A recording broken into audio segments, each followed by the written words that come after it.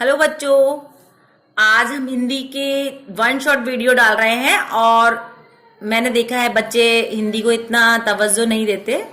मेरा कहने का मतलब है कि हिंदी जैसे सब्जेक्ट को सोचते हैं कि ये बहुत नॉर्मल है, बहुत उसको मतलब इतना सीरियसली नहीं लेते। कहने का मतलब ये है कि अगर हिंदी में 100 में से 100 आते हैं या मैथ में 100 में से 100 आते हैं, उनकी वैल्यू बराबर होती है।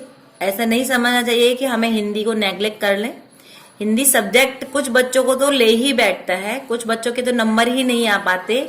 इसलिए हमने ये वन शॉट वीडियो तैयार किया है ताकि बच्चे एक दिन बैठकर पूरा ही अपना सिलेबस जो आपका अब 60% आ रहा है, कोरोना काल में जो कट चुका है, वो हमने वन शॉट वीडियो बनाकर आपके सामने प्रस्तुत किया है और आप इसे पढ़ें और आपका हो सकता है अब नंबर तो आपके भगवान करे अच्छे ही आएंगे। और अगर आप वन शॉट वीडियो में अगर आप इस हिंदी को पढ़ेंगे तो आपके 100% मार्क्स आएंगे, ऐसा मेरा वादा है।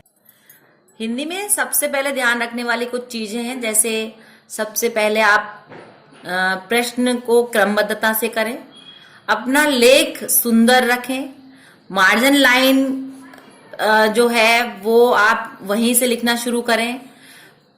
जितने भी पेज आपको बोर्ड ने दिए हैं उसे मतलब आप व्यर्थ ना करें, सभी लाइन को काम में लें। अगर आप कोई पत्र लिख रहे हैं तो नए पेज से शुरू कर सकते हैं, लेकिन उसे व्यर्थ में ना जाने दें। किसी भी पेज को आप व्यर्थ में ना जाने दें। सुंदर लेख का बहुत ही ज्यादा महत्व होता है। मात्राओं की, बिंदुओं की गलती ना करें जिससे आपके नंबर कटते हैं। तो आप इन चीजों का ध्यान रखेंगे तो आप अपने छोटी छोटी चीजों पे जो मार्क्स कटने वाले होते हैं वो आप बचा पाएंगे। सबसे पहले हम अपठित बोध में आपके अपठित गद्यांश को ले रहे हैं और अपठित गद्यांश और पद्यांश में से आपको केवल गद्यांश ही इस बार आ रहा है। अपठित का अर्थ है जिसे पढ़ा ना गया हो। अपठित गद्यांश का अर्थ, जैसे कि आपने देखा, पठित मीन्स पढ़ा हुआ और अपठित मीन्स जो पढ़ा हुआ ना हो।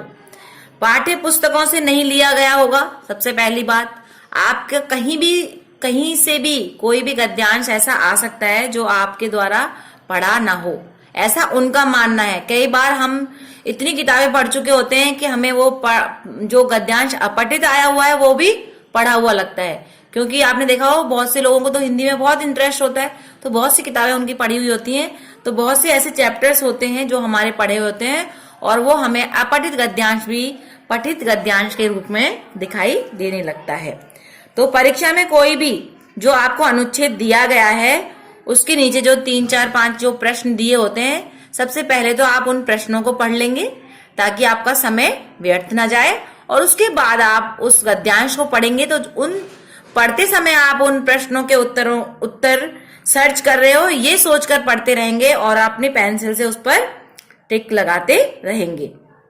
और इसका जो मूल उद्देश्य होता है वो ये है कि विद्यार्थी जब उस गद्यांश को पढ़ रहा है तो उससे एक अर्थ ग्रहण करे, उसकी उस क्षमता को, उस मूल्यांकन को इसमें आकलन किया जाता है और उसकी भावाभिव्यक्ति को भी इसमें देखा जाता है। तो बच्चे के इतने सारे आकलन इसके द्वारा किए जाते हैं।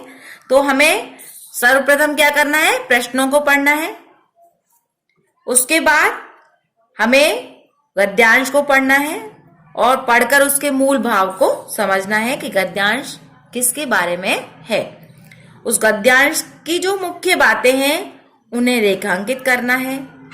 पूछे गए प्रश्नों के आधार पर जो हमें गद्यांश में मिलते जा रहे हैं उन प्रश्नों के उत्तरों को हम टिक करते जाएंगे और प्रश्नों को हमें बढ़ा चढ़ाकर नहीं लिखना है बल्कि हमें टू द पॉइंट आंसर लिखने हैं, क्योंकि हमें उसके अंक भी देखने हैं कि निर्धारित अंक कितने हैं। एक नंबर के लिए हम अपना समय ज्यादा व्यर्थ ना करें। और प्रश्न का जो उत्तर लिखते समय हमें उसका ध्यान रखना है कि जब हमसे शीर्षक पूछा जा रहा है तो उन प्रश्नों में ही उसके जो रिलेटेड यानी उससे संबंधित प्रश्न है वो पूछे जा रहे हैं, तो आपको शीर्षक चुनने में भी कोई इसमें कंफ्यूजन नहीं होता। उससे क्या है, आप शीर्षक भी अच्छे से कर पाते हो। यानी आपको प्रश्न भी देखने हैं कि वो प्रश्न किसके बारे में पूछे जा रहे हैं, इसका मतलब है शीर्षक उसी से संबंधित कहीं है। और आप जब गद्यांश को पढ़ेंगे तो आप ये भी जान लेंगे कि वो किसके बारे में कहा गया है।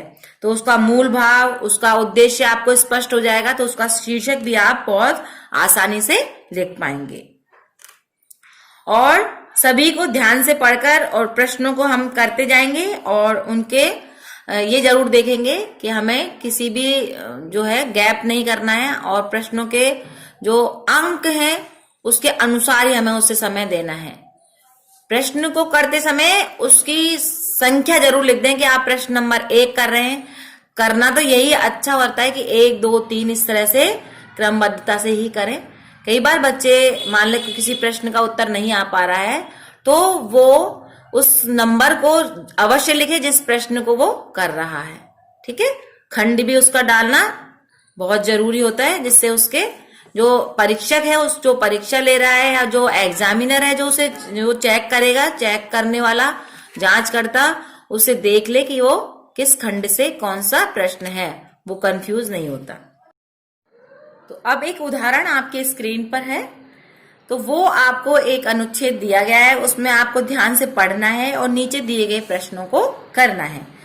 जैसे अपने इतिहास के अधिकांश कालों में भारत एक सांस्कृतिक इकाई होते हुए भी पारस्परिक युद्धों से जर्जर होता रहा।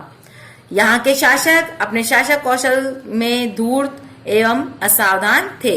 इस तरह से आपको ये रीडिंग करना है। और नीचे से आपको देखें प्रश्न पूछा गया है, प्रस्तुत गद्यांश का उचित शीर्षक लिखिए। तो इसमें उचित शीर्षक जैसे आपने देखा कि प्राचीन सभ्यता, भारतीय सभ्यता और मानवीय उच्चता के बारे में बताया गया है, तो इस तरह से आप उसका शीर्षक लिखेंगे। अब देखिए इसी के बारे में प्रश्न, इतिहास के अधिकांश काल में भारत के कमजोर बने रहने का क्या कारण है। तो ये प्रश्न, प्राचीन भारतीय सभ्यता को सर्वाधिक मानवीय कैसे कहा जा सकता है। तलवार के घाट उतारना, मुहावरे का अर्थ लिखकर उसका अपने वाक्यों में प्रयोग कीजिए। तो आपने देखा है इसमें एक जो प्रश्न है वो आपको गद्यांश के शीर्षक यानी आपको खुद चुनना होता है, तो वो, और 2 प्रश्न आपको करने होते हैं, और एक इसमें ग्रामर से कोई भी प्रश्न आता है तो वो आपको ध्यान में रखना है कि एक प्रश्न इसमें ग्रामर से रिलेटेड जरूर आएगा। वो आपसे पर्यायवाची पूछ सकता है, मुहावरे पूछ सकता है, आपसे विलोम शब्द पूछ सकता है, या आपसे कोई भी ऐसी चीज, मान लीजिए प्रत्यय, उपसर्ग, जो समास, संधि, विच्छेद, इस तरह के जो प्रश्न बन सकते हैं वो आपको इसमें पूछे जा सकते हैं। तो आपको एक दिमाग में रखना है कि एक प्रश्न ग्रामर का जरूर पूछेगा, ग्रामर आपकी बहुत अच्छी होगी तो आपका वो प्रश्न भी गलत नहीं होगा। तो ये आपका, आप इस तरह से, और बहुत सारे अनुच्छेद हैं, जैसे आप किताब कोई भी लें उसमें अनुच्छेद की प्रैक्टिस करें, ये अभ्यास ही आपको अच्छा इसमें वो नंबर दिला पाएगा, क्योंकि जितने भी आप अभ्यास करेंगे उससे आप, हो सकता है वो आपको अनसीन ना होकर वो सीन पैसेज सा लगने लग जाएगा। अब हम रचना से पत्र एवं प्रारूप लेखन ले रहे हैं। तो पत्र व प्रारूप लेखन में सबसे पहले आपने देखा कि पत्र आपको लिखना है, अब तक आप बहुत सारे पत्र लिखते आए होंगे, तो उसका जो फॉर्मेट है उसमें सबसे पहले अर्धशासकीय,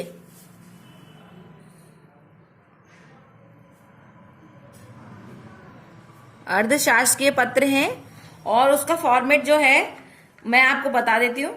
एक, जब सक्षम अधिकारी समकक्ष अधिकारी को किसी खास विषय पर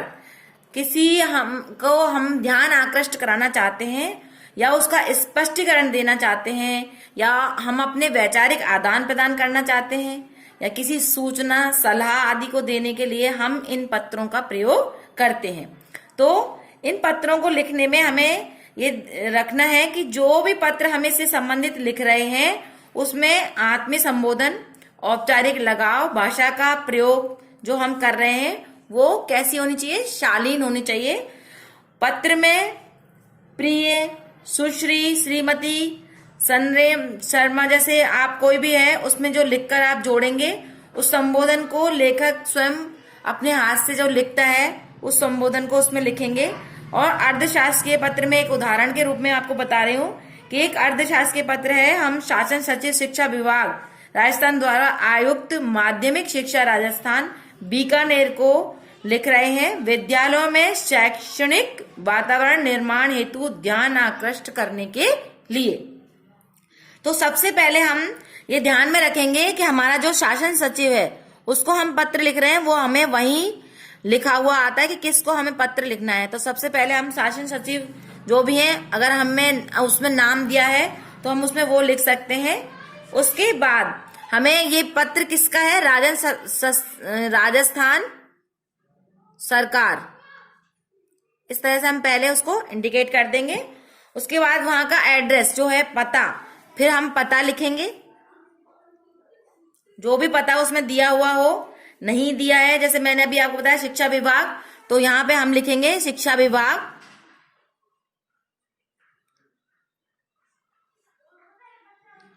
फिर शासन सचिवालय, ये पता हो गया वहां का, जयपुर। उसके बाद हम दिनांक डालेंगे। दिनांक हम ये आवश्यक रूप से डालना है आपको, क्योंकि शासकीय अर्धशासकीय पत्रों में आपको दिनांक नहीं डालेंगे तो उस ऑफिसर को ये नहीं पता होता कि दिनांक कितने को आया है। अगर आपका पत्र इधर उधर हो जाता है तो वो दिनांक से ही ढूंढा जा सकता है। उसके बाद उसमें क्रम संख्या डलती है, जो आप उसमें इस तरह से कुछ क्रमांक डलते हैं, क्रमांक संख्या डलती हैं। जो पत्र होते हैं उनमें ये संख्याएं डलती हैं, उसमें अगर दिया होता है तो ये विभागीय पत्र है, इसलिए आपको ये लिखना जरूरी नहीं होता, यहां तक आप दिनांक डालेंगे। या आप अपने मर्जी से भी आप ऐसा कुछ भी लिख सकते हैं कि क्रम संख्या 114, पेज नंबर इतने पर 16-17, ये मतलब हमारा लेटर नंबर इतना जा रहा है, तो इस तरह से हम इसमें संख्या डाल देते हैं। अब हम किसको लिख रहे हैं, मान लीजिए किसको हम सचिव जी को लिख रहे हैं, तो यहाँ महोदय करके भी हम उन्हें लिख देंगे। अगर आप किसी को संबोधित करना चाहते हैं तो उनका नाम से भी कर सकते हैं। महोदय लिखने के बाद आप यहाँ विषय वस्तु जो भी है आपकी, वो विषय वस्तु यहाँ लिखेंगे। विषय वस्तु में आप लिखेंगे राजस्थान के सरकारी माध्यमिक एवं उच्च माध्यमिक विद्यालय शिक्षा के आधारभूत केंद्र हैं। इनमें ग्रामीण क्षेत्र के अधिकतर विद्यार्थी अध्ययनरत हैं, अतः शैक्षणिक वातावरण निरंतर बनाए रखने के लिए विषयाध्यापकों की नियुक्ति, रिक्त पदों पर समायोजन द्वारा शिक्षण, समयबद्ध कार्य योजना एवं शैक्षणिक कैलेंडर अनुसार समस्त गतिविधियां संचालित की जानी चाहिए। इससे उत्तम व गुणवत्ता परक वातावरण निर्मित होगा। उसके बाद में अगली, आप जैसे यहाँ पे खत्म हो गया है, तो बाद यहाँ से आप लिखेंगे आशा है आप अपनी श्रेष्ठ भूमिका से इस पुनीत कार्य में सफल होंगे। और नीचे फिर उसके बाद में लिखेंगे धन्यवाद। धन्यवाद के बाद यहाँ भवदीय, भवदीय लिख सकते हैं, निवेदक लिख सकते हैं और अपने हस्ताक्षर, और फिर अपने यहाँ जैसे जो भी आपको वहां नाम दिया होता है कि आप ये मानकर लिखिए, तो वो आपको यहाँ अपना नाम लिखना है। हस्ताक्षर उस नाम के हमेशा ऊपर होते हैं, ये ध्यान रखना है। तो इस तरह से हमने देखा कि हम ये एक पत्र का हमने प्रारूप आपको दिया है। इस तरह से आपको हमेशा राजस्थान सरकार से संबंधित पत्रों को आप बीच में ऐसे लिख के उसके बाद उस पत्रों को लिखेंगे। अब हम प्रारूप लेखन में इसमें हम पढ़ा रहे हैं, जैसे आपने सुना होगा टेंडर, तो निविदा, विज्ञप्ति जो होती है इसमें इसके अंतर्गत आती है। तो अब हम पढ़ा रहे हैं प्रारूप लेखन में। कार्यालय प्रक्रिया का ये एक अंग होता है। सरकारी कार्यालयों में निर्धारित प्रारूप में कार्य व्यवहार होता है। प्रदेश व केंद्र के प्रारूपों में कुछ भिन्नताएं हो सकती हैं, फिर भी लगभग ये समान होते हैं। यहाँ राजस्थान पत्रकार जो होती है, जैसे राजस्थान सरकार ही देती है, तो ये प्रारूप में आपको बनाकर बता रही हूँ। तो हम जो टेंडर होता है उसे कहते हैं हिंदी में निविदा। तो आपने अखबारों में भी सुना होगा। सरकारी एवं गैर सरकारी कार्यालयों की दैनिक आवश्यकताओं एवं किसी कार्य को संपन्न करवाने हेतु सार्वजनिक रूप से समाचार पत्रों में जो सूचना प्रकाशित की जाती है उसे निविदा कहते हैं। इसका उद्देश्य कम लागत में गुणवत्ता परक कार्य करवाने का होता है। यानी हम टेंडर भरवाते हैं जिसे हम जो कम से कम में हमें उस रेट पर जो उस टेंडर को बढ़ता है हम उसे वो टेंडर पास कर देते हैं। तो इस तरह का प्रारूप लिखने के लिए हमें सबसे पहले लिखना होता है कार्यालय। हर आप नया पेज ही लेंगे इनको लिखने के लिए, कोई भी आधे पेज पर ये नहीं लिखना होता, आपको एक नया फ्रेश पेज लेंगे उसी से आप लिखना शुरू करेंगे। कार्यालय जिला शिक्षा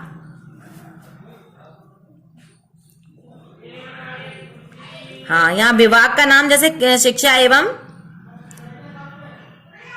प्रशिक्षण संस्थान, आपका एक ही लाइन में ये आना चाहिए। सही, ये मेरा इसमें आ नहीं पाया तो ये आना आपको एक लाइन में चाहिए, संस्थान। इस तरह से फिर उसके बाद में ये संस्थान कहाँ की है, मान लीजिए आपको वहां पे दिया हुआ है कि ये उदयपुर की है तो आप उस एड्रेस पर लिख देंगे उदयपुर। उदयपुर कहाँ है, राजस्थान में, तो आप यहाँ राजस्थान लिख देंगे। और यहाँ उसका क्रमांक डलता है, जो भी आप क्रमांक आता है उस क्रमांक को यहाँ डालेंगे। क्रमांक मान लीजिए हम डाल लेते हैं 19। दिनांक डालेंगे उसकी, जो भी दिनांक है, जैसे आज की दिनांक है, मैं आज की दिनांक डाल देती हूँ 24 दिसंबर 2020। इस तरह से आप डालेंगे और उसके बाद आप यहां लिखेंगे निविदा सूचना। इस तरह से आप सूचना का ये प्रारूप तैयार कर लेंगे। उसके बाद हमें इसमें यहां लाइंस लिखनी होती हैं, जैसे उदयपुर जिला अंतर्गत 8वीं बोर्ड परीक्षा 2017 के लिए उत्तर पुस्तिका एवं सामग्री सप्लाई हेतु प्रतिष्ठित फर्मों से मोहरबंद निविदाएं आमंत्रित की जाती हैं। निविदा प्रपत्र स्थानीय कार्यालय से निर्धारित शुल्क पर कार्यालय समय में प्राप्त किया जा सकता है। निविदाएं दिनांक, जैसे आप अगली कोई भी दिनांक डाल देंगे, जैसे आज हमने 24 तारीख डाली है तो हम इसमें 10-15 दिन का, 16 दिन का, 15 दिन का टाइम लेकर डालेंगे। तो हम जैसे हम डाल सकते हैं 16 जनवरी 2021 को दोपहर, अपराह्न, जो भी आप दोपहर लिख सकते हैं आराम से, जो इजी लैंग्वेज है उसमें लिखिए, दोपहर 2 बजे तक प्राप्त किए जाएंगे और 4 बजे उपस्थित निविदाताओं के समक्ष खोली जाएंगी। ये जो टेंडर्स हैं वो सारे किसी, मतलब जितने टेंडर वाले होते हैं उन्हीं के सामने ये खोली जाती है। तो इसका विवरण हम देते हैं। इस तरह से हम यहाँ नोट डालने के बाद लिख देते हैं और फिर हम एक इसमें इस तरह से बनाते हैं उसे कि हम किस किस चीज की निविदा इसमें डाल रहे हैं। तो सबसे पहले हम डालते हैं इसमें यहाँ क्रम संख्या, उसके बाद यहाँ विवरण, जो भी हम सामान उसका डाल रहे हैं वहां उसका विवरण, उसकी अनुमानित राशि कि हम उसकी अनुमानित राशि क्या रखना चाहते हैं जिससे वो कम से कम पे हमें प्राप्त हो जाएगी। फिर धरोहर राशि, इसमें एक धरोहर राशि के रूप में हम पहले एक एडवांस में लेते हैं वो, फिर निविदा पत्र, निविदा प्रपत्र शुल्क लिया जाता है इसमें। तो ये शुल्क लिया जाएगा वो शुल्क, और इसकी आपूर्ति समय, इस तरह की हम एक टेबल इसमें बना लेते हैं। फिर हम सबसे पहले क्रम संख्या पे पहले डालेंगे। हमने क्या बोला था कि उत्तर पुस्तिकाएं हमें चाहिए, जैसे उत्तर पुस्तिका, और वो भी हमें कैसी चाहिएगी उत्तर पुस्तिका, 12 पृष्ठ वाली। तो हम यहाँ डाल देंगे 12 पृष्ठ वाली। तो हमें उसका साइज लिखना होता है, जैसे मान लीजिए तो हम जैसे 58 GSM पे चाहिए हमें, तो 58 GSM का मतलब होता है 24x8 इंच। इसकी मोटाई जो पेपर की है उस मोटाई के बारे में ये दिया होता है।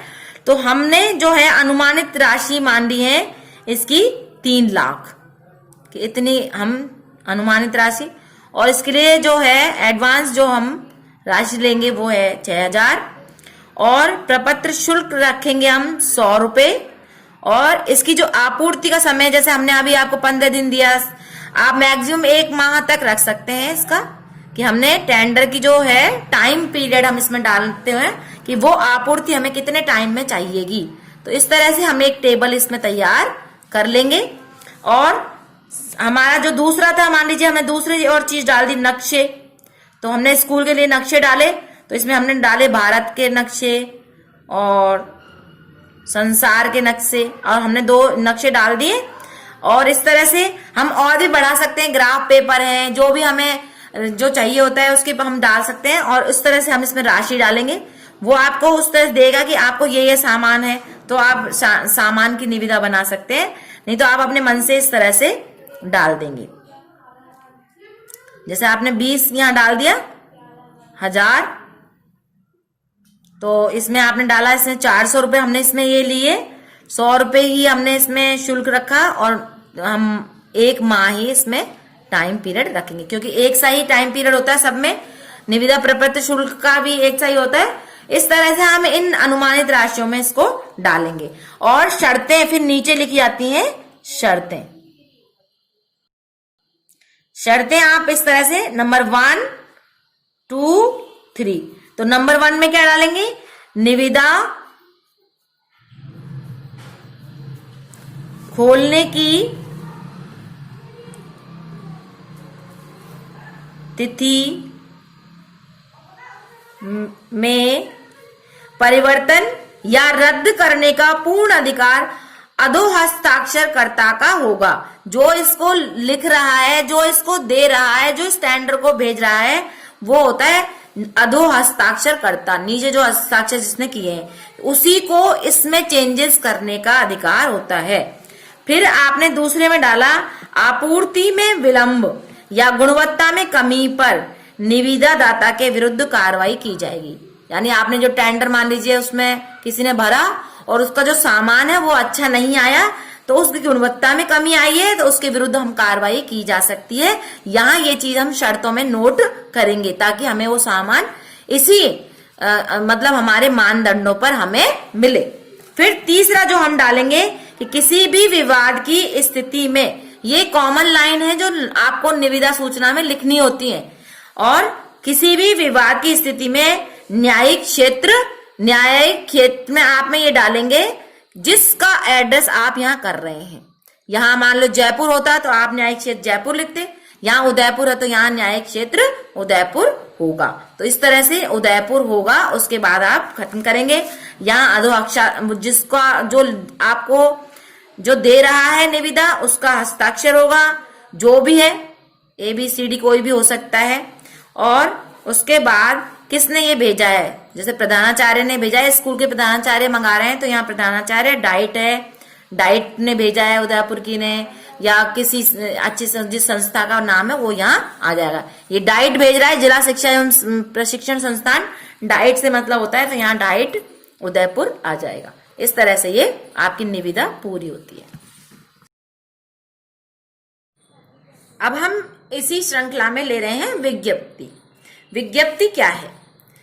सरकारी एवं गैर सरकारी विभाग अपने किसी निर्देश, घोषणा, निर्णय आदि से संबंधित सूचनाओं को जन साधारण तक पहुंचाने हेतु जो आदेश जारी करते हैं, उस आदेश को विज्ञप्ति कहते हैं। विज्ञप्ति सरकारी गजट के अतिरिक्त समाचार पत्रों में भी प्रकाशित की जाती है। अब आप उसको कैसे आप लिख पाएंगे, मैं आपको उस तरह से बताती हूँ कि आपको ये कैसे आएगा प्रश्न, कि कार्यालय निदेशक ग्रामीण विकास एवं पंचायती राज विभाग जयपुर राजस्थान द्वारा ये आपको एक विज्ञप्ति निकालनी है। इसके लिए आप सबसे पहले क्या करेंगे, राजस्थान सरकार,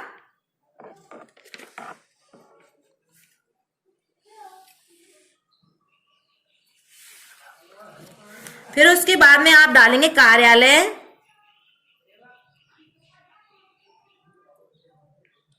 निदेशक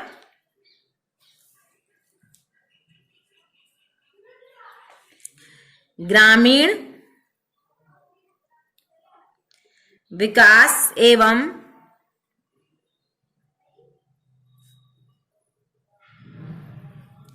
पंचायती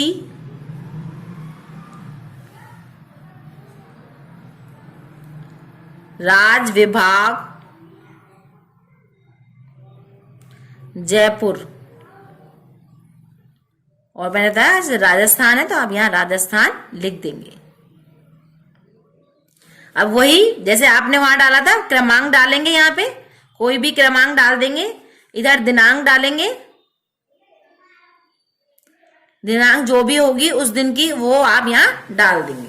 ठीक है, इस तरह से उसके बाद जब विज्ञप्ति आप लिखेंगे तो यहाँ विज्ञप्ति करने के बाद में वो आप जैसे मैंने अभी आपको पढ़कर सुनाया वो पूरा आप यहां से लिखना शुरू करेंगे।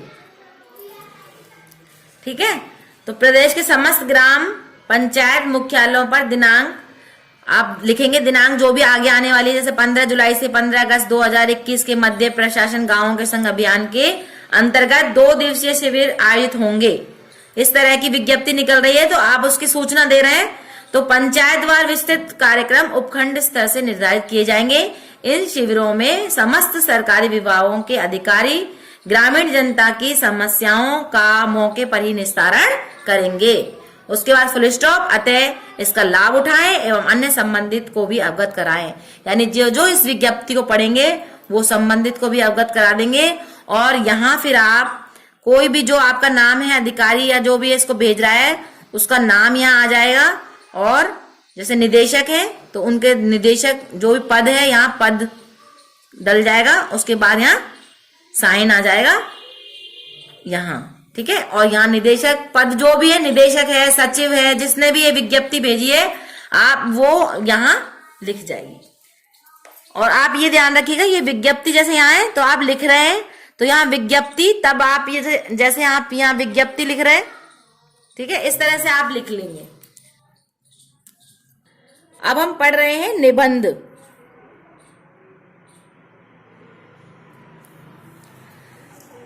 गद्य साहित्य की महत्वपूर्ण विधा होती है निबंध। और निबंध में आपके जो है जो विचार और 8 नंबर का ये आपके आएगा। विचारों को अपने बांधना गूंथना, एक कहते हैं ना कि ऐसी निबंध लिखने की एक अपने अंदर कला होनी चाहिए जो आपका जो इसे पढ़ने वाला पाठक है उसका मन मुग्ध हो जाए।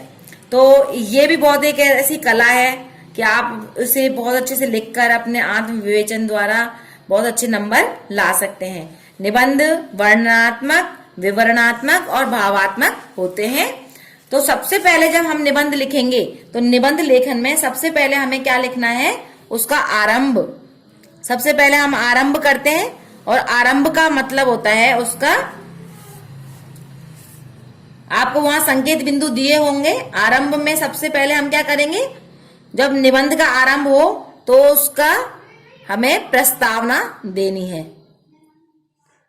प्रस्तावना में हम क्या देते हैं, उस विषय के बारे में जो पूछा गया है उसके बारे में जानकारी देते हैं। मान लीजिए आपसे पूछा जाए स्वच्छ भारत, तो स्वच्छ भारत का सबसे पहले हम बताएंगे कि स्वच्छता क्या है और उसके बाद हम उसके प्रकार बताएंगे। तो आरंभ, फिर उसके बाद में हम मध्य भाग करेंगे उसका, जिसमें हम उसकी विषय वस्तु से लेंगे। तो जैसे हमने स्वच्छता के प्रकार, उसके लाभ और उसके बाद स्वच्छता में हमारा क्या हम क्या योगदान दे सकते हैं, स्वच्छता से हमें क्या लाभ है, क्या हानि है, वो सारी चीजें आप उसमें देंगे। उसके बाद आपको उपसंहार लिखना है। उपसंहार का मतलब होता है किसी भी चीज का निष्कर्ष निकालना, उसका निचोड़ लिखना। तो आप उसमें ये सारा लिखेंगे कि ये अभियान किसने चलाया, इसके माध्यम से क्या क्या किया जा रहा है और इसमें कौन कौन लोग भाग ले रहे हैं, इससे हमें क्या क्या हमें लाभ अब है और हमारा इसमें कौन कौन सहयोग कर रहा है और हमें इसके अपने उसमें लास्ट में जो है हमें किस तरह से लिखना होता है कि जो है हमारा अभियान है जो समाज के प्रत्येक वर्ग के लिए बहुत सहयोग दे रहा है और ये हमारे लिए बहुत आवश्यक है। इस तरह से हम उसको खत्म करेंगे। निबंध को आप सबसे पहली तो चीज है कि आप जितने ज्यादा निबंध पढ़ेंगे उतना अच्छा रहेगा, क्योंकि किसी भी विषय को लिखने के लिए आपको सबसे पहले उसके आंकड़े चाहिए होते हैं। उससे संबंधित आपको कोई अगर कविताएं आती हैं, कोटेशंस आते हैं तो उसमें आप रिलेटेड कोटेशंस, कविताएं लिख सकते हैं। उसमें भाषा की कोई बाध्यता नहीं होती। इसमें अगर आप इंग्लिश में भी कोटेशन देना चाहते हैं तो बीच बीच में वो भी दे सकते हैं। संस्कृत की कोटेशंस आपको याद है तो आप उस विषय से संबंधित कोटेशंस दे सकते हैं, और वो तो देखने में और भी बहुत सुंदर लगता है जो आपने इस तरह से लिखे हैं। और आप उसे हाईलाइट जरूर कीजिए, और निबंध की समय और उसकी जो लिखने की शब्द सीमा है उसका जरूर ध्यान रखें। जैसे आपको 350 का आएगा तो 3.5 पेज में ही आप उसे खत्म करें, ज्यादा ना लिखें। कोई भी चीज बार बार रिपीट ना करें। जितना लिख रहे हैं वो सार गर्भित होना चाहिए और शुद्धता से लिखें, कहीं भी कोई मात्राओं की अशुद्धता नहीं होनी चाहिए। अब हम व्याकरण में पढ़ रहे हैं भाषा, व्याकरण और लिपि। भाषा शब्द भाष धातु से बना है। भाष धातु से बना है तो मतलब होता है इसका बोलना। तो आपको इसी भाषा से समझ में आ जाएगा बोलना। हम अपने जब भावों और विचारों को बोलकर, कि अपने मन के भावों और विचारों को बोलकर दूसरों के सामने प्रकट करते हैं, उसे हम भाषा कहते हैं। तो सबसे जो चीजें व्यक्त वाणी के रूप में जो अभिव्यक्त की जाती है वही हमें भाषा बनती है। और इसके कितने रूप हैं? 3 रूप हैं, मौखिक, लिखित और सांकेतिक। आपके जो है इसमें मौखिक और लिखित दिया हुआ है, लेकिन इसके 3 रूप हैं। सबसे पहले मौखिक रूप आता है। इसको मुंह से बोलकर जब हम अपने भावों और विचारों को दूसरों तक पहुंचाते हैं उसे हम मौखिक भाषा कहते हैं। सबसे पहले इसका विकास होता है, क्योंकि जब बच्चा जन्म लेता है तो वो लिखना पढ़ना नहीं जानता, लेकिन भाषा जानता है, बोल सकता है, वो अपने विचारों को व्यक्त करता है, अपनी माँ से बहुत सारी बातें करता है। तो उसे भाषा तो आती है, लेकिन सिर्फ उसका लिखित रूप नहीं आता। मौखिक रूप ऐसी भाषा है जिसे हमें प्रयास द्वारा नहीं सीखना होता, अनुकरण से ही वो सीखी जाती है। तो लिखित भाषा, इसका लिखित रूप जो होता है ध्वनि संकेत, निश्चित ध्वनि, निश्चित अक्षरों द्वारा ही हमें से लिखकर और उत्तर पुस्तिका या पेपर पर या किसी भी उस पर लिखकर ही हम दूसरों के सामने प्रकट करते हैं, और ये प्रयास द्वारा सीखी जाती है। इसे हम सिर्फ अनुकरण से नहीं सीखते, ये अभ्यास और प्रयास द्वारा ही सीखी जा सकती है। और सांकेतिक रूप क्या है? जैसा कि आपने देखा होगा, हम जो है मिलिट्री में, जैसे फौज में कोड वर्ड्स, कंप्यूटर में कोड वर्ड्स, और एक देखा आपने, हम जो चौराहे पर हम जब जाते हैं तो यातायात में देखे होंगे आपने, बहुत सारे साइन देखे होंगे आपने, बहुत सारे सिंबल देखे होंगे, वो सब हमारे सांकेतिक भाषा में आते हैं। तो हमारा जो मुख्य है भाषा का, ये भी एक रूप है जिसे हम सांकेतिक भाषा कहते हैं, जिसे हम इशारों से भी कई बार हम कई चीजें हम इशारों से कहते हैं। आपको उंगली दिखाना, आंखें दिखाना, वो भी सांकेतिक भाषा में ही आता है।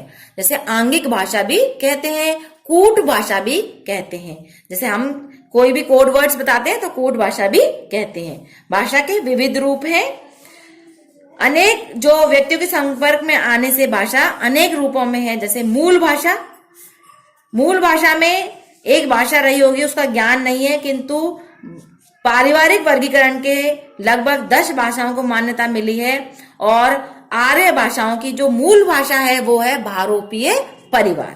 तो सबसे पहले आपको दिमाग में रखना है कि हमारी जो मूल भाषा है भारोपीय परिवार, जो आर्य भारतीय आर्य भाषाओं की मूल भाषा है। विभाषा प्रांतीय एवं उप प्रांतीय आधार पर वर्गीकृत होने पर भाषाओं को विभाषा कहा जाता है। इन भाषाओं में शासक का कार्य प्रचालन भी होता है। शासन के जो कार्य होते हैं, कार्यालय के जो कार्य होते हैं वो होते हैं इसमें। अब जैसे ये भाषाएं पंजाबी, गुजराती, मराठी, तो ये अपने जो है क्षेत्र के हिसाब से होती हैं। बोली, बोली क्या है? बोली उसका क्षेत्रीय रूप है। पहले तो इसमें साहित्य की रचना नहीं होती थी, लेकिन अब बोली में भी जो है साहित्य की रचनाएं होती हैं। शासन कार्य के लिए प्रयुक्त नहीं होती, और इसे मगही, भोजपुरी, मालवी, ढूंढानी, इस ऐसी जो हैं अलग अलग बोलियों में आपने इनको सुना होगा। अब उपबोली इसी का एक भाग है उपबोली। उपबोली में क्या है, जब व्यक्ति भाषा में दूसरे व्यक्ति की भाषा में, आपने देखा होगा एक व्यक्ति बोल रहा है और दूसरा व्यक्ति, उसका बोलने का लहजा अलग होता है, उन दोनों की भाषा में थोड़ा अंतर आपको लगता है, तो वो उपबोली में आता है। व्यक्तिगत बोली ही सामूहिक रूप से प्रयुक्त होने पर उपबोली बन जाती है। इसमें बोली और विभाषा की सृष्टि होती है, इसी से बोली और विभाषा बनती है। भाषा की कुछ इकाइयां हैं। भाषा की इकाइयां हैं, सबसे पहले जो भाषा की इकाइयां हैं वो है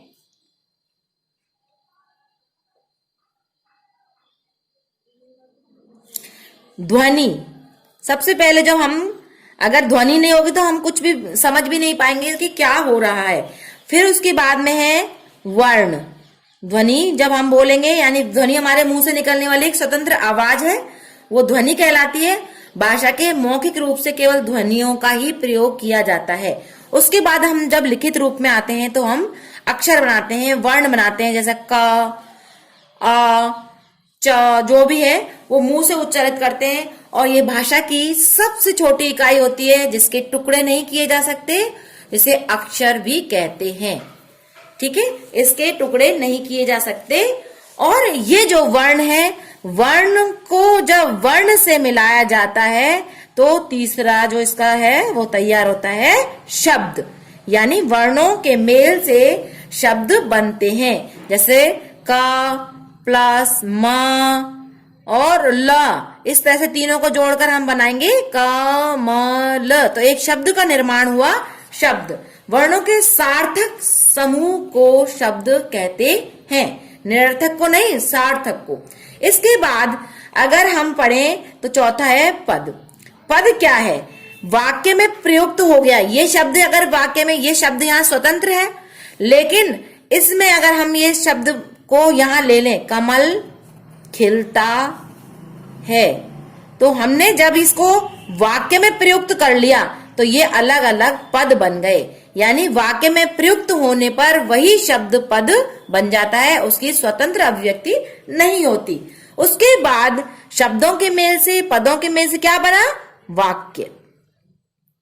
वाक्य क्या है, शब्दों के मेल से एक पूर्ण विचार के रूप में प्रकट होता है। सार्थक, इस समूह को सार्थक रूप में मिलाया जाता है, जिससे हम वाक्य कहलाते हैं, और कहलाता है वाक्य। और हम उसे अपनी रचनाएं करते हैं, अपने निबंध लिख रहे हैं, कोई भी चीज लिखने के लिए हमें वाक्यों का प्रयोग करना होता है।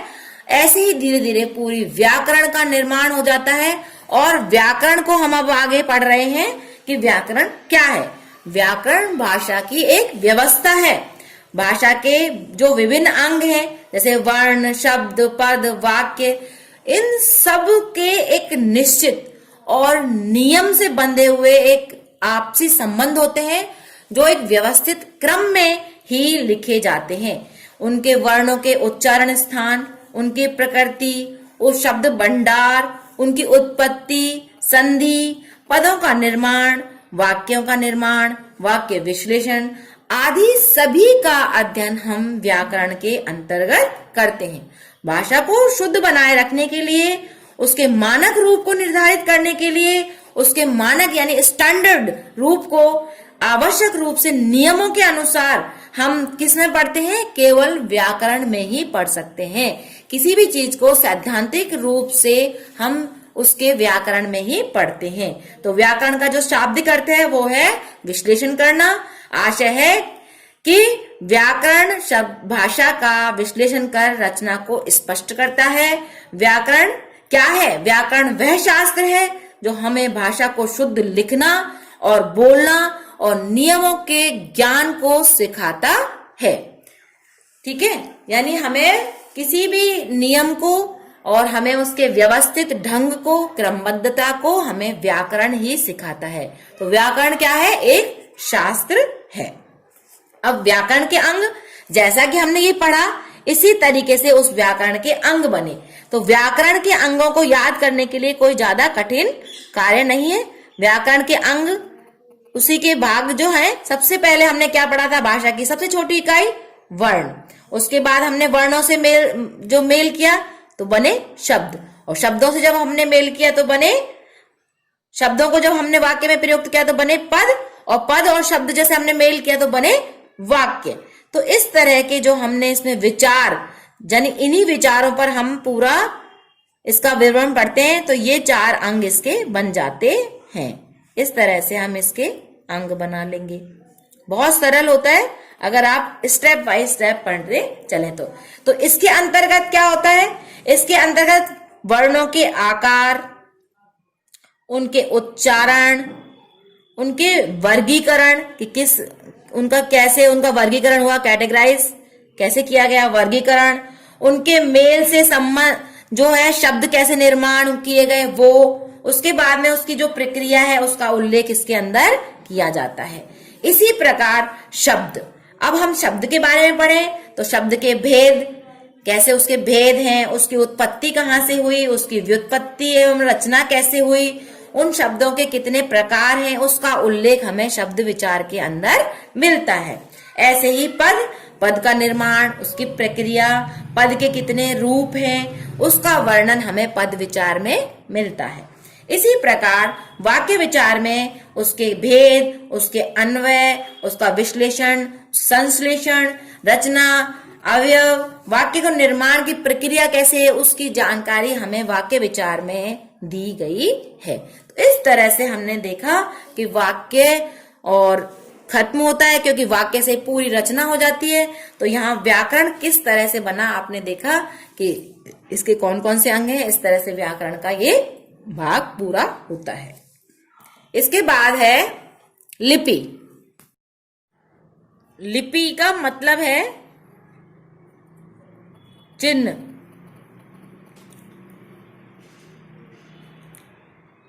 ठीक है, भाषा की मौखिक ध्वनियों को जिन चिन्हों के द्वारा लिखा जाता है उसे हम लिपि कहते हैं। तो आप चिन्ह के माध्यम से समझ जाएंगे कि चिन्ह होते हैं। जैसे रोमन में आपने देखा है, रोमन में जो चिन्ह है वो कैसे हैं, ऐसे ए बी सी। देवनागरी के जो हैं वो है ए आ ई।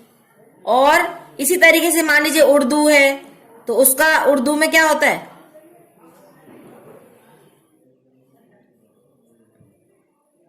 फारसी। उसकी फारसी लिपि में जैसे भी लिखा जाता है, अब मैं तो इतना जानती नहीं लिखना उर्दू, इस तरह से उल्टा उसमें लिखा जाता है, इस तरह से, है ना। तो उस तरह से वो, और फिर पंजाबी की गुरुमुखी लिखी जाती है। तो इस तरह की जो लिपि है, यानी इनके जो ध्वनि चिन्ह है, ये चिन्ह जो लिखने के चिन्ह हैं वो लिपि कहलाते हैं। इस लिपि में आपको कोई भी लिखा हुआ मिलता है, इंग्लिश के इन वर्ड्स में कोई भी लिखा हुआ मिलता है तो वो रोमन लिपि कहलाती है।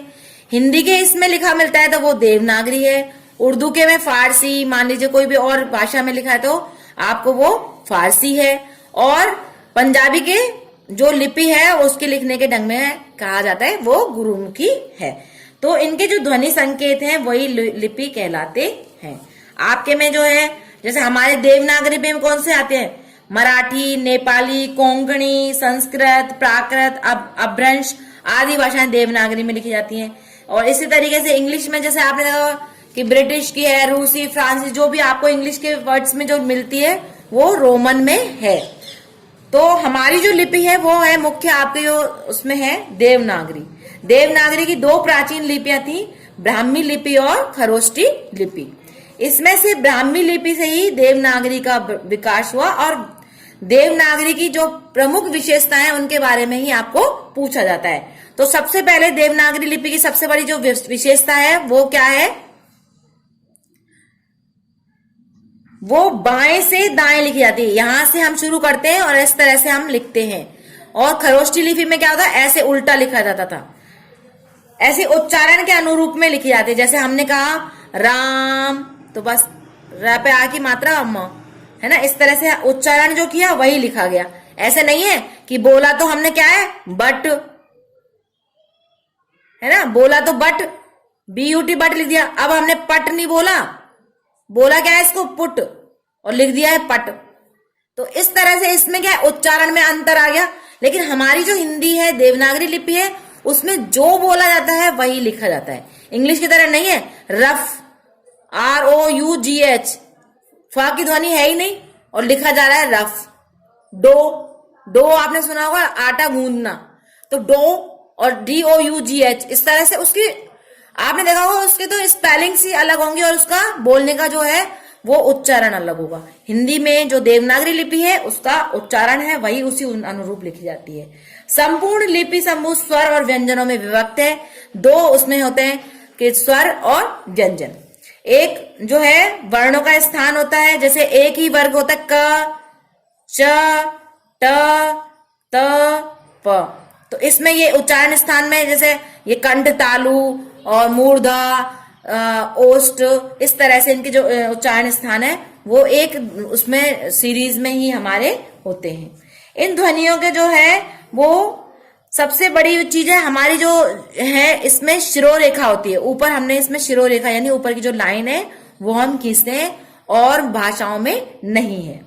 उच्चारित वर्ण ही लिखे जाते हैं, जो वर्ण बोला जा रहा है वही वर्ण लिखा जा रहा है। ऐसा नहीं है फ, जैसे फ बोला जा रहा है और लिखा जा रहा है ROUGH और बोला जा रहा है रफ फ, यानी उच्चारण में फ बोल रहा है लेकिन फ की कहीं ध्वनि जब वो लिख रहे हैं वर्ण तो वो वर्ण फ के ध्वनि नहीं दे रहा है, लेकिन हमारे देवनागरी में जो उच्चारण वर्ण दे रहा है वही हम लिख रहे हैं। अनुनासिक, अनुनासिक आप जानते हैं बिंदु वाला अनुनासिक, और ये अनुनासिक अनुस्वार, दोनों की ध्वनियां अलग अलग होती है। जो कि नाक और मुंह दोनों से बोला जाता है, और जो अनुस्वार है वो केवल नाक से बोला जाता है। तो इस तरह से दोनों की ध्वनियां पृथक पृथक चिन्ह है, दोनों की ध्वनियों का स्थान भी अलग अलग है। इसमें स्वरों के लिए मात्राओं की निश्चित व्यवस्था होती है। मात्रा का प्रयोग व्यंजनों और स्वर के संयोग के समय होता है। अक्षरों में सुडोलता है, वर्ण गोलाइयों से युक्त हैं, यानी आप कोई भी चौकोर एक बॉक्स खींच लेंगे तो उसी में आपको देखा है कि इसमें आपका अक्षर पूर्णतः आएगा। कोई भी अक्षर आप लिखेंगे इसी बॉक्स के अंदर, यानी सुडोलता है उसमें। हमारे अक्षर ऐसा नहीं है ये ए तो ये पिचक गया आई, फिर ए ऐसा बन गया और एफ बन गया ऐसे, इस तरह से नहीं है। ये सिर्फ रोमन में है, हमारी देवनागरी में नहीं है। और वर्णों की स्पष्टता है, रोमन लिपि की अपेक्षा कम स्थान घेरती है। जैसे आपने देखा ब्यूटीफुल, BEAUTIFUL, तो ये ब्यूटीफुल सुंदर के लिए लिखा गया, लेकिन हमारा देखिए सुंदर कितनी जगह कम घेरता है, ये जगह भी कम घेरती है। स्थान वर्ण विभाजन में वैज्ञानिकता है, हर चीज में एक साइंटिफिक वो है इसका कि हर चीज एक साइंटिफिक उससे बनी हुई है कि ये तालु से है तो ये कंठ से है तो दंत से है तो ओष्ठ से, हर चीज में एक वैज्ञानिकता है। ऐसा नहीं है कि कुछ भी उठाया और कुछ भी, जैसे मैंने आपको इंग्लिश में कई उदाहरण दिए हैं, इस तरह से हमारी भाषा में नहीं है। तो देवनागरी लिपि हमारी श्रेष्ठ लिपि है जो वैज्ञानिकता के आधार पर है। तो आपका ये लिपि खत्म हुआ। और अगर आपको ये सब डिटेल में पढ़ना है भाषा व्याकरण लिपि, तो मैंने इसकी वीडियो अलग अलग टॉपिक्स पे बनाई हुई है, आप उस पे देख सकते हैं। पारिभाषिक शब्दावली, तो बच्चों आपको ये दिमाग में रखना है, ये जो टॉपिक है हमारा ये केवल अभ्यास से होगा। आपको प्रतिदिन यानी दैनिक रूप से 10-10, 20-20 शब्द डेली देखने हैं। उससे क्या होगा, आपको उसका अभ्यास होगा और आपके जब निगाहों में वो चीज आएगी तो हो सकता है आपका कोई ऐसा 2 शब्द ही आएंगे, 2 ही ऐसे वर्ड मीनिंग्स आएंगे जिनका आपको अर्थ लिखना है। तो इसमें क्या आता है, इसमें केंद्रीय राज्य मंत्रालयों, सरकारी कार्यालयों, स्वायत्त निकायों, सरकारी उपक्रमों आदि के जो शब्द होते हैं, वैज्ञानिक तकनीकी शब्दावली का प्रयोग, और प्रशासनिक शब्दावली, प्रबंध, लेखा, वाणिज्य, राजस्व, विधि मीन्स जानते हो कानून, सतर्कता, राजनीति, संसद, प्रकाशन, स्वास्थ्य, अभियांत्रिकी आदि से संबंधित इसके जो शब्द इसमें जो प्रयोग में लिए जाते हैं वो आपको पूछे जाते हैं। जैसे अभी मैं आपको कोई एक आध उदाहरण दूं, जैसे एब्सेंस, मान लीजिए आपसे पूछा गया एब्सेंस, एब्सेंस का अर्थ लिखना है, तो आपको पता है एब्सेंस का मतलब आप रोजाना जाते हैं, प्रेजेंट एब्सेंस बोल जाते हैं, तो अनुपस्थिति बस आप वहां पे ये लिख देंगे। ये तो आपका जाना माना शब्द है। कई बार आपको ऐसा होता है कि बहुत सारी चीजें आपको वहां लिखी, ऐसे लगेगा हमने पढ़ी तो है, लेकिन आप उसका सही हिंदी अर्थ नहीं बता पा रहे हैं बस। अब जैसे एब्स्ट्रैक्ट, एब्स्ट्रैक्ट आपने खूब पढ़ा है ना। तो एब्स्ट्रैक्ट में क्या होता है? सार, किसी भी चीज का सार। एब्सर्ड, एब्सर्ड में क्या होता है? अर्थहीन। तो आपको डेली इस तरह से मैं लिख रही हूं, इस तरह से आपको लिखने हैं, है ना।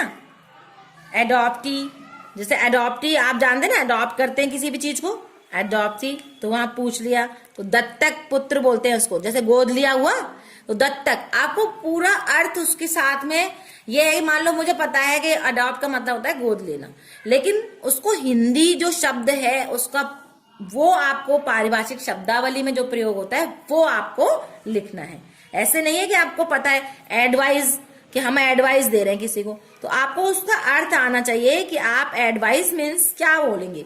तो एडवाइस में एक तो होता है सलाह और एक होता है सूचना।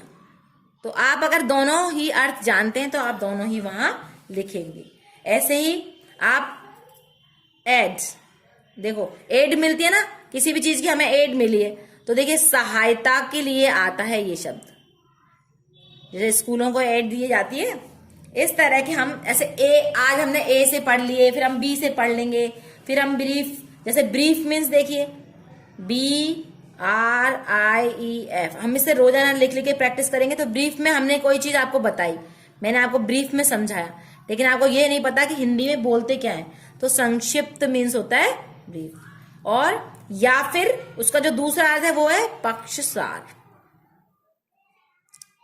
ठीक है। इसी तरीके से अगर हम देखें तो जैसे केस, आपने बहुत बार सुना होगा ये केस है, ये केस है। तो क्या होता है केस मीन्स? मैटर, मामला। लेकिन यहां केस के लिए एक तो ये आएगा और एक केस चल रहा है उसका मुकदमा। तो आपको दोनों ही इसमें शब्द के अर्थ इसमें लिखने हैं।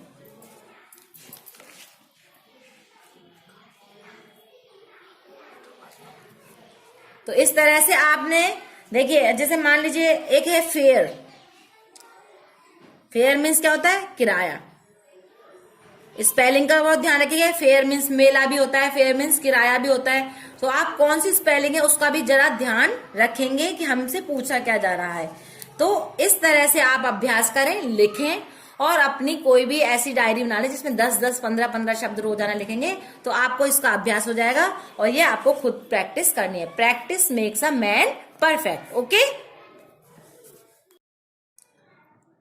अब हम इसी श्रृंखला में आगे बढ़ रहे हैं। अलंकार। अलंकार क्या होता है? अलंकार मीन्स होता है आभूषण। जिस प्रकार शरीर की शोभा को आभूषण बढ़ाते हैं, उसी प्रकार काव्य की शोभा को अलंकार बढ़ाते हैं। तो काव्य में जो चमत्कारिता लाने के लिए अलंकारों का जो प्रयोग किया गया है वो दो प्रकार से आपके इसमें है, शब्दालंकार और अर्थालंकार। जहां शब्द से चमत्कार उत्पन्न हो वहां शब्दालंकार, जहां अर्थ से चमत्कार उत्पन्न हो वहां अर्थालंकार कहलाता है। उभयालंकार भी होता है, जहां शब्द और अर्थ से भी उसमें चमत्कार होता है, तो वो उभयालंकार है, जो कि आपके कोर्स में नहीं है। तो शब्दालंकार में है अनुप्रास, श्लेष और यमक। अर्थालंकार में है उपमा, रूपक, उत्प्रेक्षा, उदाहरण और विरोधाभास अलंकार। लेकिन आपके कोर्स में इस समय केवल शब्दालंकार में से अनुप्रास, श्लेष, यमक और अर्थालंकार में से केवल उपमा ही आएगा। तो अब हम विस्तार से पढ़ते हैं। सबसे पहले शब्दालंकार से अनुप्रास। अनुप्रास अलंकार में आपको सिर्फ इतना याद रखना है कि इसमें वर्ण की आवृत्ति होती है, ये आपको ध्यान में रखना है। तो आप एक यही बस इतना सा वर्ड ध्यान में रख रहे हैं, वर्ण की आवृत्ति। जहां वर्ण की आवृत्ति हो वहां ये अनुप्रास अलंकार होता है। भगवान भक्तों की भयंकर भूर भीति भगाइए। तो यहाँ पे भ वर्ण की आवृत्ति अनेकों बार हुई है। तो आपको ध्यान देने योग्य एक ही बात है कि जहां वर्ण की आवृत्ति बार बार हो वहीं अनुप्रास अलंकार होता है। इसके कई भेद हैं। तो सबसे पहले है जैसे छे का अनुप्रास। इसमें एक जो वर्ण है वो एक से अधिक बार आता है, जैसे कानन कठिन भयंकर भारी। तो इस पंक्ति में का वर्ण की और भा केवल 2 बार आए हैं, इसलिए इसमें 6 का अनुप्रास है। यानी सिर्फ 2 बार आए हैं, एक या एक से अधिक में 2 बार जो आए हैं इसमें अलग अलग वर्ण आए हैं, जैसे कानन कठिन का वर्ण और भयंकर भारी में भा वर्ण, यानी दोनों अलग अलग आए हैं। तो इसलिए इसमें 6 का अनुप्रास है। 6 का मतलब अलग अलग छेक छेक के आए, जैसे अलग अलग आए। आपकी जो ब्रज भाषा में भी छेकने का मतलब होता है जैसे हमें इस बात से छेक दिया, अलग कर देना। तो अलग अलग वर्णों की आवृत्ति 2 बार हुई है, एक बार क वर्ण की और एक बार भ वर्ण की। इसी में दूसरा है वृत्यानुप्रास। वृत्यानुप्रास में एक या अनेक वर्ण एक से अधिक बार आवृत्ति होती है, लेकिन उसमें क्या होता है, जैसे आपको एक ही वर्ण आएगा, जैसे विरति विवेक विमल विज्ञानी, एक ही वर्ण की आवृत्ति हुई है। व वर्ण की आवृत्ति अनेकों बार हुई है, इसका मतलब है वृत्यानुप्रास, उसी वर्ण की आवृत्ति बार बार होना। श्रुत्यानुप्रास में जहां वर्ण क्या हो, मुख से जो उच्चारण स्थान होता है, आपने उच्चारण स्थान तो पढ़े ही है, कंठ तालु दंत्य ओष्ठ, तो वहां जो एक ही उच्चारण स्थान से एक ही उसमें आए, जैसे उदाहरण के रूप में देखिए, दिनांत था वे दिन नाथ डूबे। तो यहाँ पे जो उच्चारण स्थान है दंत्य, दंत्य में क्या होता है, त थ द ध न की आवृत्ति होती है। तो ये एक ही उस लाइन में आपने देखा कि दंत्य उच्चारण स्थान से आए हैं, तो इसलिए ये श्रुत्यानुप्रास है। ऐसे ही अंत्यानुप्रास में जिसमें छंद के अंत में उस वर्ण का प्रयोग किया हो, एक समान वर्ण का प्रयोग किया हो छंद के चरण के अंत में, आ गई समझ में, तो वहां अंत्यानुप्रास है। अंत्यानुप्रास यानी आपको उससे भी समझना है कि अंत में उसकी आवृत्ति होगी। जैसे काली काली अलकों में, आलस मद नत पलकों में, तो देखिए अंत में आया ना, अलकों में पलकों में, इस तरह से तुकांत, जैसे तुक अंत में जो तुक बैठने वाली जो पंक्तियां होती हैं उसे अंत्यानुप्रास कहते हैं। एक और होता है लाटानुप्रास, जो आपके में वैसे है नहीं, पर मैं फिर भी बता देती हूँ कि लाटानुप्रास भी एक इसी का एक भेद है। उसमें क्या होता है, उसमें शब्द या वाक्यांश की आवृत्ति होती है और अर्थ में कोई अंतर नहीं होता, किंतु अन्वय भेद से और वर्ण भेद में अर्थ बदल जाता है। जैसे पराधीन जो जन नहीं स्वर्ग नरकता हेतु, तो वहां फुल स्टॉप लगा दिया गया। फिर पराधीन जो जन नहीं स्वर्ग नरकता हेतु, तो यहाँ पे क्या किया, पराधीन जो जन के बाद में कॉमा लगाया था, नहीं स्वर्ग नरकता हेतु। अब वहां जो दूसरी लाइन है वहां क्या किया, पराधीन जो जन नहीं के बाद में कॉमा लगाया गया। तो इस अल्प विराम के स्थान को बदलने से ही उसकी अन्वय बदल गया और दोनों ही पंक्तियों का अर्थ भी बदल गया। तो यहाँ इसलिए लाटानुप्रास है।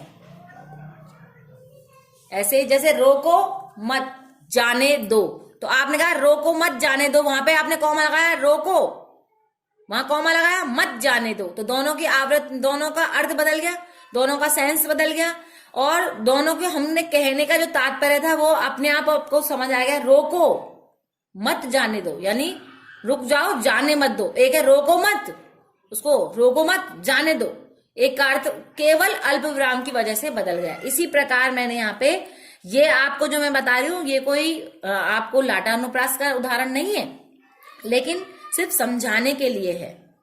अब हम इसमें आगे चलते हैं। श्लेष, देखिए श्लेष का मतलब होता है चिपकना। केवल आपको वहां पे पहचानना है और भेद का नाम लिखना है। तो चिपकना से मतलब है शब्द एक होगा कोई भी, उसमें अर्थ चिपके हुए होंगे अनेक, यानी शब्द एक अर्थ अनेक चिपका हुआ होगा, उसी शब्द में अर्थ अनेक होंगे। तो काव्य में जहां एक शब्द के अनेक अर्थ हों और उससे चमत्कार की अनुभूति हो, वहां श्लेष अलंकार होता है। तो देखिए शॉर्ट में आपको पता चलना चाहिए, चिपकना ये आपको ब्रैकेट में कर लीजिए, इसका मतलब है ये तो। और शब्द एक अर्थ अनेक, इस तरह से आप इसे याद रख सकते हैं। बलिहारी नृपकूप की गुण बिन बूंद न दे।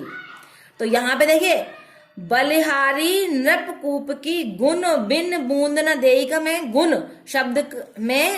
गुण शब्द में श्लेष अलंकार है। गुण शब्द के अलग अलग अर्थ हैं। देखिए नृप शब्द में क्या होगा, नृप राजा के पक्ष में एक गुण का अर्थ होता है गुण। नृप मीन्स राजा, राजा के पक्ष में अगर हम इसकी बात करें तो गुण आएगा, यानी राजा के लिए कहा गया है, गुण विशिष्टता के लिए है। और जो दूसरा गुण जो है कुएं के पक्ष में, यदि हम गुण की बात करें, एक तो राजा के पक्ष में है और एक अगर हम कुएं के पक्ष में देखें तो कुएं के पक्ष में गुण का मतलब होता है रस्सी। ठीक है, तो यहां दोनों शब्द तो एक है और इसके अर्थ अनेक हो गए। तो यानी कि आपने देखा शब्द एक अर्थ अनेक, दोनों के अलग अलग अर्थ है। ऐसे ही रहीमन पानी राखिए बिन पानी सब सून, पानी गए न उबरे मोती मानस चून। अब देखिए पानी शब्द हमारे पास एक ही है और उसके अर्थ अलग अलग हैं, अनेक हैं। तो इसलिए हम उसमें क्या करेंगे, इसमें पानी का क्या शब्द में अर्थ है, देखो मोती, इसमें एक तो मोती के लिए है, मोती मानस मनुष्य के लिए, और चून मीन्स आटा, आटे के लिए। तो मोती की जो होती है, पानी का मतलब होता है चमक। स्वाति नक्षत्र की भूमि जैसे उसमें सीप में जब पानी गिरता है तो वो एक मोती का काम करता है। तो पानी की वहां एक अलग बात है, चमक से मतलब है। मनुष्य के लिए जो है पानी, वो सम्मान के लिए है। यहां सम्मान के लिए पानी के लिए कहा गया है कि पानी गए न उबरे मोती मानस चून। और चून जब होता है आटा, उसमें अगर पानी नहीं हो तो वो किस चीज से हम उस आटे को लगाकर रोटी बना लेंगे, तो उसके लिए जल का जो है महत्व अलग ही होता है। तो इन तीनों के लिए इसका एक ही अर्थ है, शब्द एक और अर्थ अनेक। और मेरा आपसे यही कहना है कि बहुत सारे एग्जाम्पल्स आप एक ही के पढ़ते जाएंगे तो आपको कभी भी उन्हीं में से वो वहां परीक्षा में आता है। केवल आपको वो पहचानना होता है और आपको पहचान कर केवल नाम लिखना है, उतने में आपके मार्क्स आ जाते हैं। आप बहुत सारे ऐसे उदाहरण हैं, अब मैं एक एक को समझाऊं तो आपको बहुत टाइम होगा। अब अगला मैं बताती हूं आपको यमक। ये आपका एक ही हो गया, 2 और ये 3 पे यमक। यमक मीन्स होता है जोड़ा। जोड़ा जानते हैं, हर चीज मतलब बिल्कुल बराबर एक जैसी, दो चीज एक जैसी हो, जैसे ईयर रिंग्स होती हैं, चप्पलों का जोड़ा है, इस तरह से दोनों एक ही नंबर की होंगी, दोनों एक ही जैसे होंगे, तभी वो काम करेगा, नहीं तो वो काम नहीं करेगा। इस तरह से जोड़े में जो चीज है, यानी एक शब्द 2 बार आएगा बराबर, जैसे 2 बार एक जैसे शब्द आएंगे और अर्थ भी अलग अलग होंगे। आ गई समझ में? यानी आपको ये समझ आना चाहिए कि शब्द भी जोड़े में आएगा, इसका मतलब है जोड़ा, तो जोड़े में शब्द आएगा और अर्थ भी अलग अलग होंगे। ठीक है,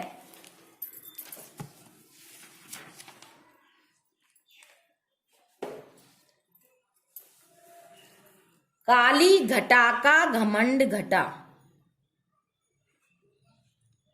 काली घटा का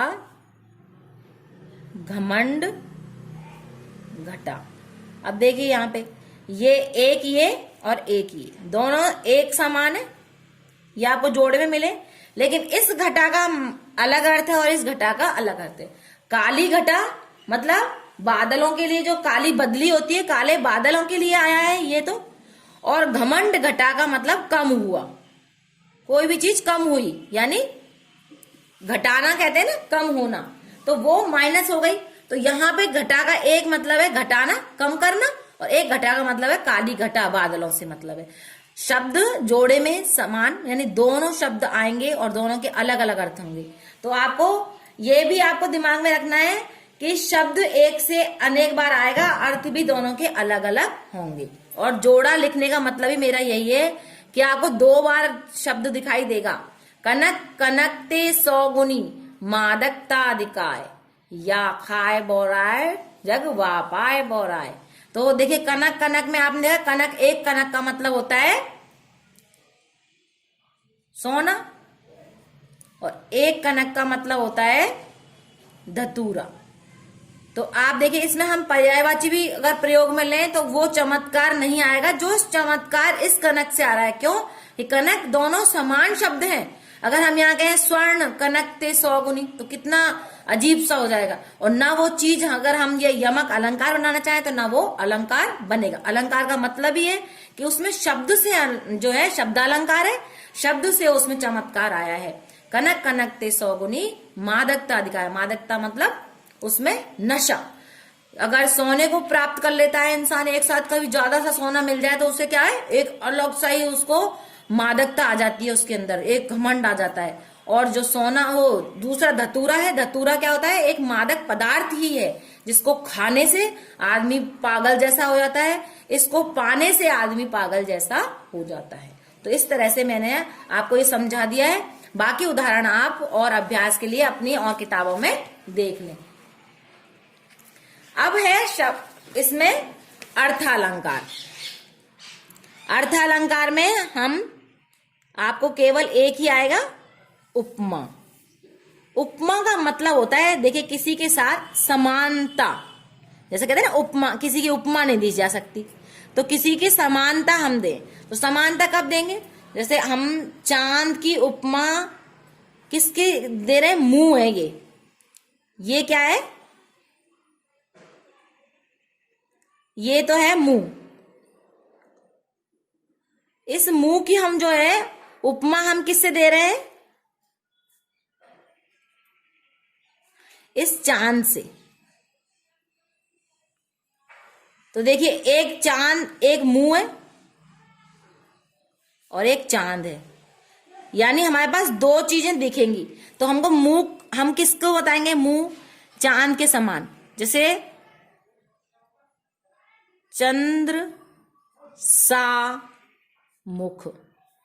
तो इससे हमने ये पहचान लिया कि कैसा मुख बताया। देखो 2 चीज आएंगी, चंद्र और मुख, उसमें समानता बताई जाएगी। ठीक है, जैसे रूपक में एक रूप मान लिया था, लेकिन यहाँ पे आपको दिमाग में रखना है कि इसमें आपको शब्द मिलेंगे जिसकी आपको पहचान करनी है।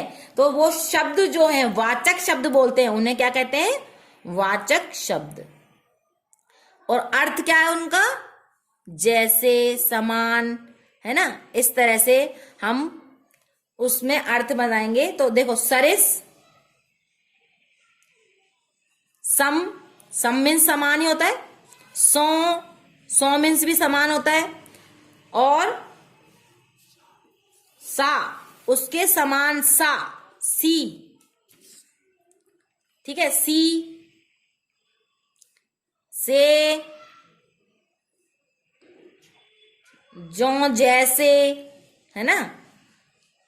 इसमें कंफ्यूज नहीं होना है आपको, क्योंकि आपको केवल उपमा आ रहा है। अगर आपको उदाहरण आ रहा होता तो कंफ्यूजन होता, उत्प्रेक्षा आ रहा होता तो कंफ्यूजन होता, क्योंकि उनमें भी ऐसे शब्द आते हैं, लेकिन उसके फिर वो है ट्रिक्स होती है उसकी। तो आपको सिर्फ ट्रिक्स में यही दिमाग में रखना है कि ये सारी चीजें आपको लिखी हुई वहां मिलेंगी। इतने में ही आपको पहचान हो जाएगी कि ये आपको उपमा अलंकार है, और आपको उसकी पहचान इसलिए हो जाएगी कि वहां लिखे हुए शब्द आपको इनमें से ढूंढने हैं। जैसे हाय, फूल सी कोमल बच्ची,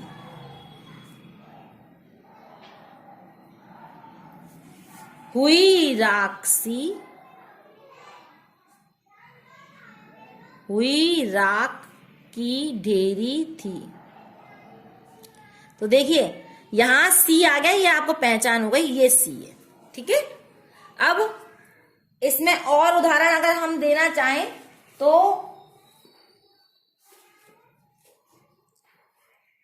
हरिसा हीरा, हरिसा हीरा छाड़ के करें और की आस। यानी हरि के समान हीरा, भगवान के समान हीरे को हम छोड़ के हम किसी और की आस करें तो ये हमारे लिए कैसा है, ये कोई हमारे लिए अच्छा नहीं है, क्योंकि उसके समान तो कोई चीज है ही नहीं। ते नर जमपुर जाए सतवासे रैदास, रैदास जी ने कहा है कि ऐसे लोग तो यमलोक में ही जाएंगे। तो इस तरह के वर्ड में आपको पहचान जाएगी कि सरिस, सम, सो, सा, सी, से, जो, जैसे इस तरह से आपको लिखे हुए शब्द मिल जाएंगे और तुरंत आप बता पाएंगे कि ये उपमा अलंकार है। इसमें आपको कई इसमें भेद हैं, जैसे पूर्णोपमा है, लुप्तोपमा है, मालोपमा है, लेकिन आपको सिर्फ ये सारे शब्द सदृश, सदृश माने भी होता है उसी के समान दिखना, तो वो ये सारे शब्द आपको उदाहरण में दिखाई देंगे, इसलिए आपको पहचान हो जाएगी, आपको डरने की कोई आवश्यकता है ही नहीं। ठीक है, ये आपका ग्रामर पोर्शन पूरा हुआ।